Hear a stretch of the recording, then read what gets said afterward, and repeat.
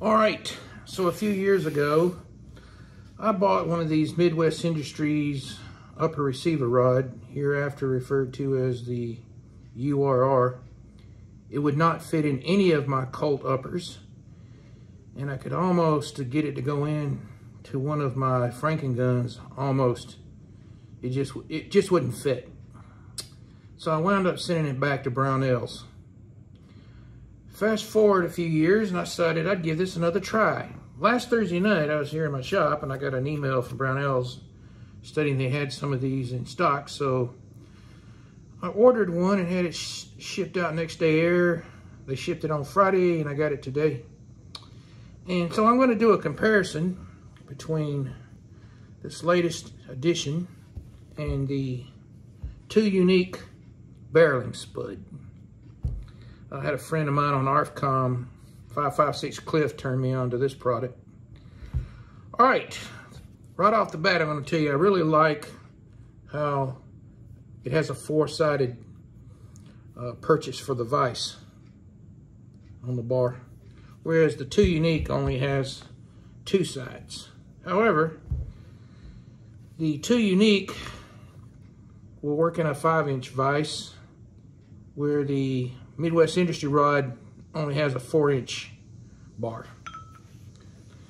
You know how these things can be in vices where they want to tilt up and down, so the more you can bite onto it, it gives you a little bit better grip.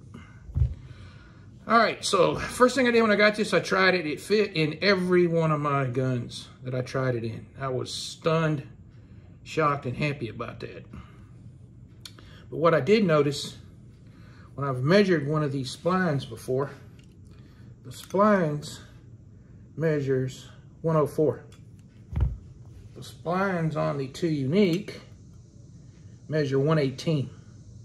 So that's a difference of 14 thousandths inch. So these splines are wider. So here's what that does for you. On the Midwest Industry rod, we get quite a bit of rotational slop.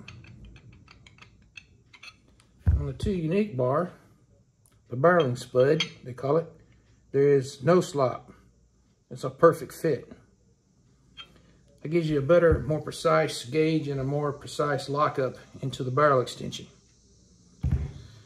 The barreling Spud, they have drilled the fin, which they cannot do on this design because the bolts are in the way, with a 1/4-inch hole, and I was able to purchase a piece of 1/4-inch tubing that fits in nice and tight. It will push, as you can see. And on my other one, I got the ends cut off flush, but for some reason or other, I liked it being extended. And you can fabricate a rod for USGI barrel nut alignment. Well, that's another nice benefit of the barreling Spud. The one drawback to the barreling Spud is it's about twice as expensive as the Midwest Industry product. Well, for those of you who may want to know, the charging handle is .395 and .397. So this one is 2 thousandths wider, which is probably insignificant. All right, so this one works okay. I'm going to take this one and I'm going to use it as a giveaway. I'm going to do a giveaway contest on my channel coming up here soon. I also have something else I want to give away. I got, let's see, where's it at here? Brand new KNS hammer cage. I'm going to have two contests. Oh, in case you wanted to know, the diameter is 0.999 on both, exactly measured on both ends. Also, there's another thing you may notice, is that the fin on the barreling Spud is more forward than it is on the Midwest Industry rod. That may give you a little bit better lockup down here where all the action is taking place, or it may not. So here's what I'm going to do. I'm going to give this a grade of A+, and this one an A+.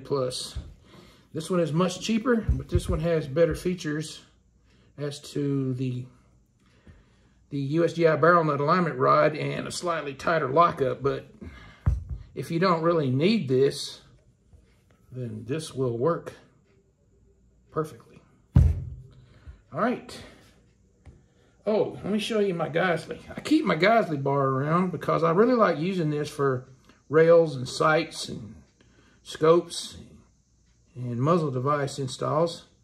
The end of it had worn off all the nitride, so I dipped it in some Brownell's Oxbow blue just to see, because I was going to throw it out because I don't think it's a very good bluing product.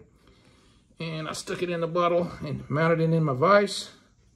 You can see the line of demarcation there. It re-blued it nicely. All right, so I can highly recommend both.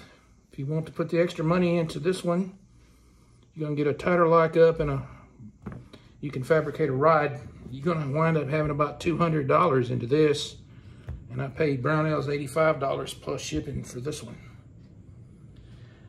This is the only two I would recommend. Everything else on the market is garbage.